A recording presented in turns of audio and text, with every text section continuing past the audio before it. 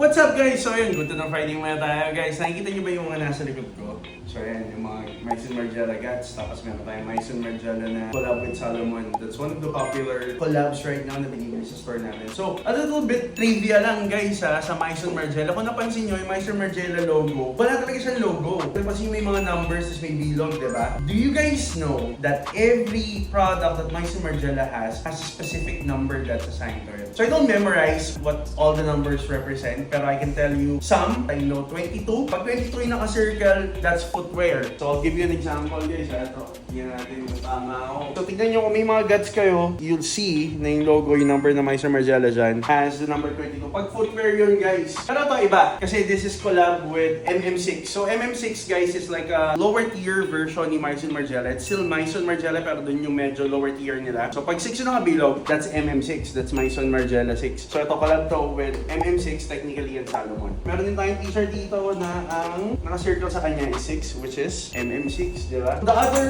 numbers that I know, correct me if I'm wrong, you can do research. I'm using my memory for this. So number 1, that's women's collection. For men, I think that's 10, if I'm not mistaken. Tapos 13 is very odd. It's like for publishing and some other products that they have. But basically, alam niyo ba yung reason why ganun yung branding at saka yung numbering ni Myson Margiela, ba't ganun yung logo nila? The reason for that is because Myson Margiela believes that the product itself should speak for the brand. So they're not your typical luxury brand wherein maraming mga brands dyan na tulad ni LV, di ba? They have a lot of logos printed on their product. So Myson Margiela, their vision as a fashion and luxury style icon is that the product should speak for itself. That's why yun, may numbering sila. Yun yung ginamit nilang logo. So yun, good to know lang guys.